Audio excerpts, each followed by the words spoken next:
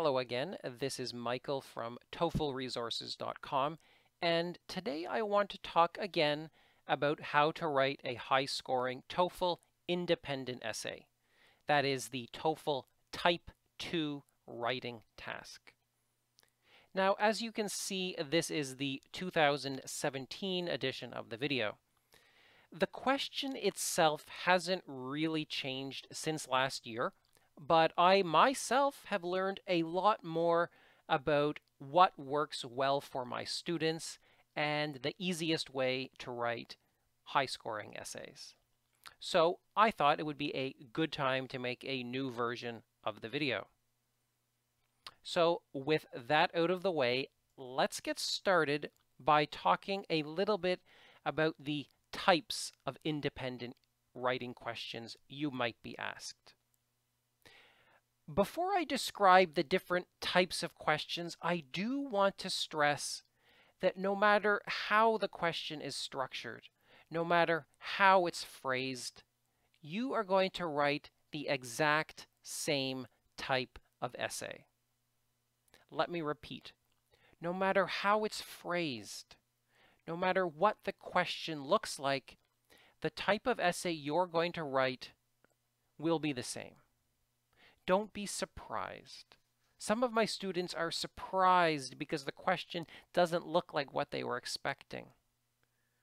But no matter what it looks like, write the same essay. And I'm going to show you how to do that in a couple minutes. All right. The first, and I think the most common type of question, is the agree or disagree type. And it's phrased something like this. Do you agree or disagree with the following statement? It is more effective to study in a group of students than to study alone. It always starts with, do you agree or disagree with the following statement? And then it gives you a statement.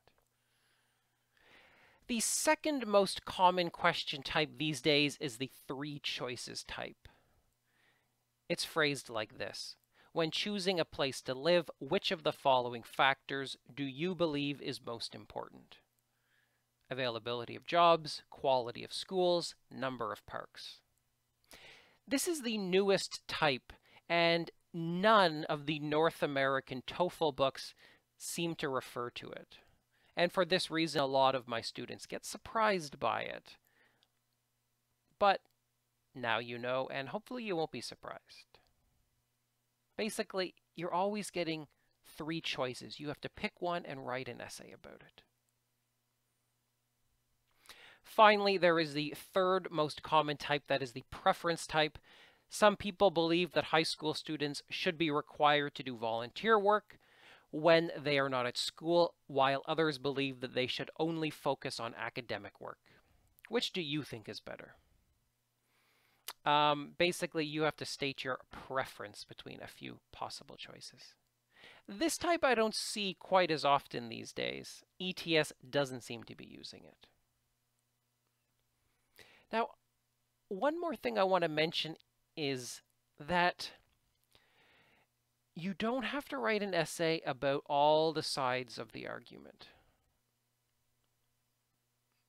Don't write an essay that talks about why your choice is best and then specifically about why the other choices are worse. It's okay to do that, but in my experience, it's easier to just pick, say, the availability of jobs and then write 2 paragraphs about why that is important. Likewise, it's easier to just pick that you think students should focus on academic work and then write 2 paragraphs about why you feel that way. You don't necessarily need to write 1 paragraph about how great academic work is and then 1 paragraph about how bad volunteer work is. It's okay to do that, but it's much more difficult and it's not required. Likewise, I don't want you to pick both sides of the topic. That is something you really shouldn't do. It's not necessarily wrong, but it's really, really difficult to do correctly, and it's not going to get you any more points. All right. So now that we've talked about the question design, let's get started with today's question. Today we're going to use an agree-disagree type. Specifically, do you agree or disagree with the following statement? It is better for children to grow up in the countryside than in a large city. I think I got this one from the 4th edition of the official guide to the TOEFL. Now, the first thing you do when you write your essay, obviously, is to write an introduction. How do you write a good introduction? Well, if you've seen any of my videos, you'll know that I love essay templates. A template is a structure. A template is a fixed structure that you can use in every single one of your essays. If you memorize a good template, writing essays will be a lot easier. What's the template for the introductory paragraph of this essay? Well, first of all, you're writing a hook. That's your first sentence, a hook. This is an interesting sentence that describes the topic of the essay without stating your main point. Your second sentence is that main point, and it's going to begin with something like, in my opinion. Sentence 3 is a transitional sentence. For example, I feel this way for 2 main reasons, which I will explore in the following essay. And that's it. That's all you need to do for the introductory paragraph. Here is a model of this template in use with today's practice question. It starts with a hook. There is no shortage of debate about whether it is better to raise children in a large city or in a small town. Continues with my main point. In my opinion, it is more advantageous to raise young people in an urban environment. Concludes with a transitional sentence. I feel this way for 2 main reasons, which I will explore in the following essay. As you can see, I used the template exactly as it's presented. I'll draw your attention right now to the fact that I used the phrase urban environment. This basically means city. I'm going to talk a little bit about vocabulary later in the video, but basically I didn't want to repeat the word city. Using a varied vocabulary is beneficial, so I changed the word city to urban environment. All right. A few things to remember when we're writing introductions. First of all, state your main point clearly.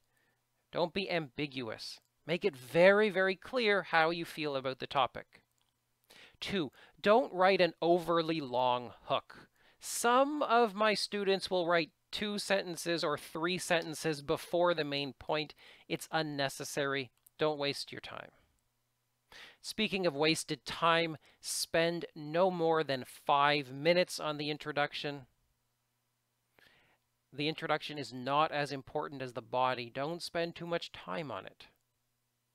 You can summarize your supporting reasons in the introduction, but I do not feel this is required. Some students like to very quickly summarize them. It's fine. You can do it. I don't think you should, though. It's not worth the time. Finally, do not copy and paste from the prompt, not even the statement. I do not want to see a sentence that says, in my opinion, I agree with the statement that it is better to raise children in... No, don't do that. You don't get points for copying from the prompt, obviously.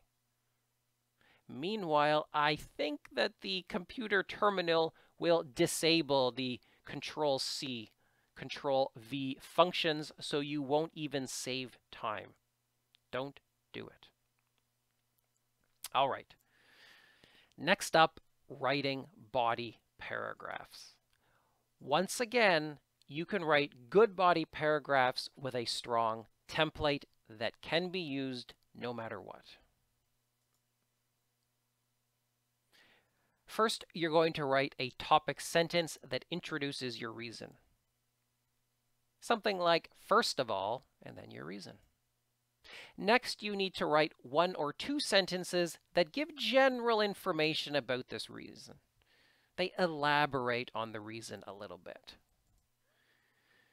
Next, you need to write a transitional sentence. Something like, my own experience is a compelling example of this. Next, you should write a personal example from your life or something you made up from your imagination. It's going to be 3 to 5 sentences. And finally, you can write a 1-sentence conclusion that reiterates your main reason. And this is optional. You don't need to do it.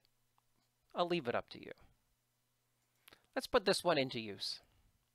First of all, cities include a vast number of academic and cultural facilities. That's my reason. I think it's better to live in a city because they have academic and cultural facilities.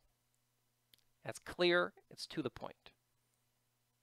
Next up, a couple of sentences that give more information on this topic, on this reason. A child who visits such places on a regular basis will undoubtedly become very interested in some of them. In addition, they will be able to make well-informed decisions about their future. I continue with a transition. My own experience is a compelling example of this. And then my personal example. When I was young, I lived in a major urban area, so my parents could easily take me to a cultural event almost every weekend. We attended book readings at the local library, art openings at many of the galleries throughout the city, and literary festivals during the summer. As a result of attending these outings, I developed a strong interest in artistic expression and decided to major in music at university. Now I enjoy a successful career as a recording artist. And then at the end, I kind of reiterate, I repeat the main reason. For this reason, I believe that it is worthwhile to grow up in a large city. Again, I've used the template very closely, and it works. No matter what the topic is, you can write a paragraph in this format. And you notice I'm only talking about the city. I'm not talking about the small town in this paragraph. That's fine. You don't need to talk about both options. It's totally okay to focus on one. I want to draw your attention to a few parts that I've underlined. I've underlined these parts because they are essential to getting a high score. First of all, I underlined in addition, as a result, and for this reason. These are what we call transitional phrases. Sometimes they're referred to as discourse phrases. These are essential. You need to use these. Listen, most of your score is coming from a technology referred to as the E-rater. This is a computer algorithm, a computer program that checks your score. It is programmed to look for discourse phrases. Other such phrases include moreover, however, therefore, additionally, consequently, on the other hand. Now, I don't want to turn this into a grammar lesson, but basically these phrases connect ideas, and it makes your writing more sophisticated. The E-rater is programmed to look for these. If it doesn't find them, you're going to lose points. Secondly, I underlined so and. These are conjunctions. We use conjunctions to create compound sentences, basically. Your essay needs to contain both simple and compound sentences. Again, this isn't a grammar lesson, but basically a simple sentence has one clause, a compound sentence has more than one clause. And in order to accomplish a compound sentence, you need to use so, and, for, but conjunctions. There's more of these in the next paragraph. I'm going to show you how to use them in a bit more detail in the next paragraph. Keep in mind that the human who is grading your essay, he's only going to look at it for maybe 1 minute or a minute and a half. So much of your score comes from the e-rater. Maybe that's stupid and maybe that's unfortunate, but that's how it is. So you need to use these conjunctions because the e-rater is looking for them. All right. A few things to remember about body paragraphs. Spend about 9 minutes writing each body paragraph. Don't repeat words. Try to avoid using the same word more than 2 or 3 times in the entire essay. The range of your vocabulary matters. I'm going to talk about that more in about a minute. As I said, you need to use transitional words and phrases. These are mandatory. You need to use conjunctions. In my experience, it is easiest to use coordinating conjunctions, especially and, so, and but. Avoid overly short sentences of less than 7 words and overly long sentences of more than 60 words. Again, too many short sentences and you'll be punished by the e-rater. Too many long sentences, you'll be punished. As I said before, you don't need to write about both sides or all 3 choices. Pick one, stick with it. All right. Our second and final body paragraph. Once again, use a template. The template is exactly the same. However, you should begin with secondly. And you should also change the transitional phrase or sentence. Don't use the exact same thing. Let's put this into use. Here's an example. I'm not going to read the whole example this time, but I do want to draw your attention to a few things. The transitional phrase I used this time was just for instance. Last time I used the whole sentence. My own experience is a compelling example of this. This time I just used for instance to introduce the example. I've also underlined moreover. That is a transitional phrase. And I didn't underline it, but accordingly serves the same purpose here. I've used but as a conjunction. She is still just a college student, but she is comfortable interacting. I've also used and. Cities are usually magnets for new immigrants to my country and are populated by individuals from many different backgrounds. I'm not using them in every single sentence, but I am using them here. You should use them. As I said, the easiest, but, and, so. Now, the last thing I want to mention about this paragraph is vocabulary. As I said, you should not repeat words too many times. This is difficult, and I actually had to kind of think about it a little bit myself. I used people here. Children are exposed to people from many walks of life. And when I first wrote this paragraph, I used people here as well. I said they're populated by people from many different backgrounds. So I changed it to individuals for the sake of varying my vocabulary. Likewise, here I said it is useful for children to have friends. And then down here, I said beneficial. It means the same thing, but it's a different word. It varies my vocabulary choices.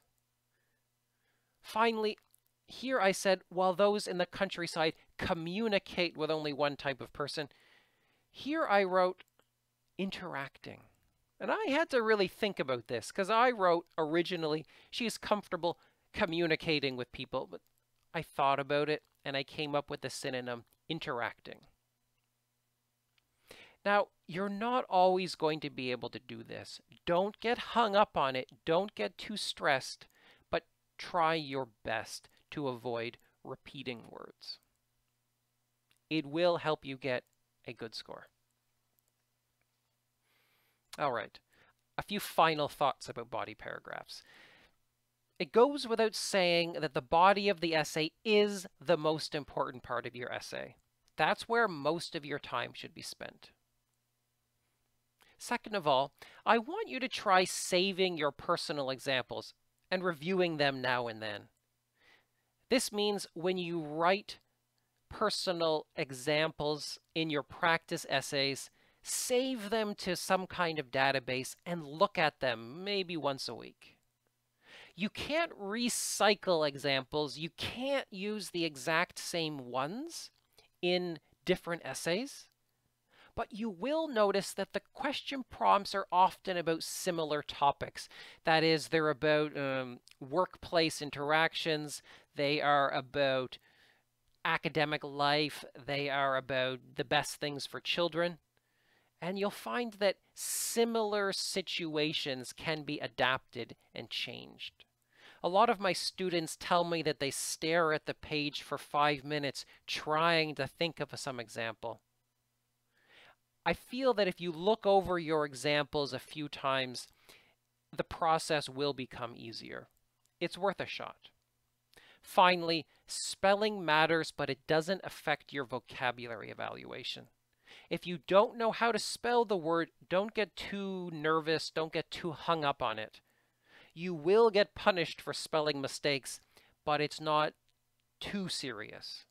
Don't worry about it too much. All right, the last part of the independent essay, obviously, is the conclusion. Once again, there's a template you can use. It's very short. Begin with, in conclusion, I strongly believe. This is because reason 1 and reason 2. With a comma right here. A lot of my students forget the comma. Here it is in use. In conclusion, I strongly believe that it is better for children to grow up in cities than in rural areas. This is because cities are home to a variety of educational venues and because they have very diverse and cosmopolitan populations. I changed small town to rural area. I think it helps the vocab a bit. And I used venues instead of facilities. Again, I think it'll help the vocabulary a little bit. A few things to remember when writing conclusions. Keep it brief. The purpose is to summarize your main point and those 2 reasons, not to introduce new stuff into the essay. That said, you do need to write 2 sentences or more. 1 is not enough. Sometimes I'll read an essay where it's just a single sentence. In conclusion, I strongly feel that it is better to live in the countryside. You need 2. I think in academic writing, 1 sentence is considered non-standard for a paragraph, so you might be punished. All right, that is just about the end of the video. A few final thoughts. Aim for about 400 words. Write a bit more if you need a really high score. But honestly, nobody needs to write more than like 420, 430. That's the maximum. The essay you just read was 398 words. That's about perfect. Not only that, but I find when students try to write like really long essays, they just make more grammar mistakes and their score goes down. Even I will make mistakes if I try to write 700 words in 30 minutes. It's hard. Next, use 2 minutes to plan before you start writing and 2 minutes for proofreading when you finish. The proofreading stage is especially important. It's time well spent for almost everyone. Finally, I want you to avoid using contractions in your writing. Avoid using slang and anything else that is non-academic in nature. And that is the end of the video. As always, you can stop by TOEFLresources.com for more of this kind of stuff. At that webpage, you can read about 50 sample essays written by myself, as well as guides to every section of the test. Most importantly, I think you can sign up to have your practice essays evaluated by me personally. If you sign up for that service, I will give you line-by-line corrections of your grammar and vocabulary, as well as your structure and organization. Not only that, but I will estimate how your essay would score on test day and tell you what you need to do to get a better score next time. All right, I will leave it at that, and thanks again for watching all the way to the end of the video. Believe me, it means a lot to me. Bye-bye then.